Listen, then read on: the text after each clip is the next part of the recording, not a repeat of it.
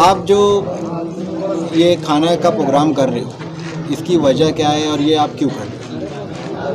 Sir, इसकी वजह ये है कि जब से लॉकडाउन हुआ है, अचानक लॉकडाउन होने की वजह से मैं एक अच्छा कारोबारी आदमी हूँ, लेकिन आज मेरे गोदाम में मटेरियल पड़ा है लेकिन कैश पेमेंट नहीं है। मेरे वो मज़दूर जो रोज़ कमाते हैं, रोज़ खाते हैं, सारे कारोबार बंद है। 1.5-2 महीने से लोग बेरोज़गार हो गए हैं। कोरोना के डर से लोग घर में बैठे हुए हैं, लेकिन कोरोना की खौफ आज कम सता रही है, इंसान को भूख की खौफ ज़्यादा सता रही है। तो सर, हम लोग ये चाहते हैं कि मालेगांव शहर में जो भी सियासी समाजी तंजीमें काम कर रही है, रिलीफ भेज रही है, तो इन लोगों को एक डिसिप्लिन से करना चाहिए, एक सिस्टमेटिक करना चाहिए। आज भी मालेगांव शहर में इस वक्त ये माहौल है कि न जाने कितने लोगों के चूल्हे नहीं जल रहे हैं।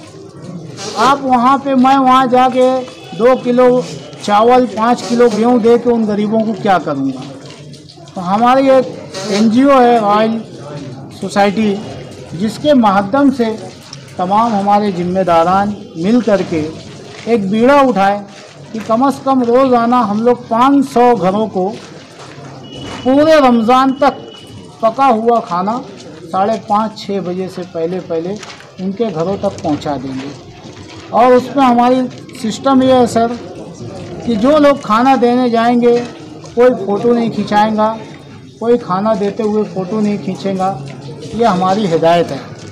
क्यों? जो लोग ले रहे हो शौक़ से नहीं ले रहे हैं, आज हालात से परेशान हैं।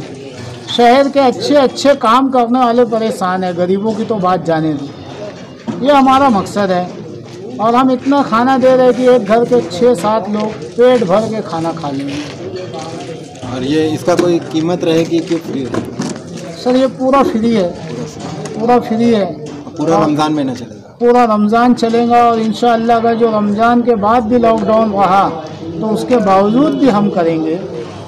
हमारी आवाम से गुजारिश है कि अल्लाह ताला आपको घर बैठे रिज़्क़ दे रहा है, आपके घर पे आज 2 लुक़मा दाना पहुंचा रहा है, तो आप उसे खाइए।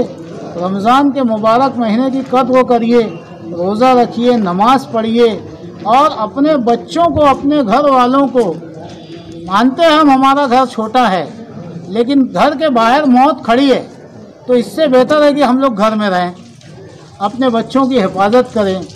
8 दिन अगर जो मालेगांव शहर की आवाम सड़कों पे ना दिखे, घरों में बैठ जाए, तो इंशाअल्लाह हमें कोरोना से निजात मिल जाएगी।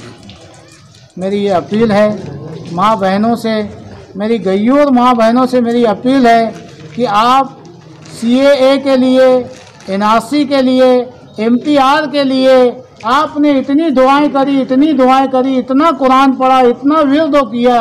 आज उससे ज़्यादा आपको ज़रूरत है कि आप पूरी उम्मत के लिए, पूरे मुल्कों के लिए, पूरी दुनिया के लिए दुआ करें कि अल्लाह इस वबाई बीमारी से हमारी हिफाजत फरमाए।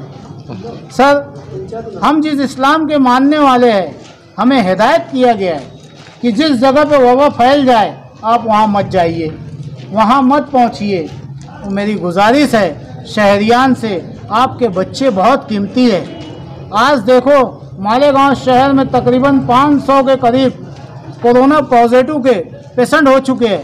न जाने कितनी लाशें आ चुकी, कब्रिस्तान सीधे लाश आती है, बच्चे को जनाजा नहीं नसीब हो रहा है, घर वालों को जनाजा नहीं नसीब हो रहा है। अब हमें क्या इससे बड़ा सबक चाहिए?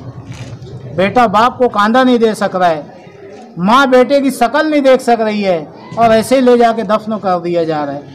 मेरी शहर की आवाम से और शहर में जो लोग समाजी, सियासी, मिली तंजीम के लोगों को ताउन कर रहे हैं, वो तहकीकात करके दे।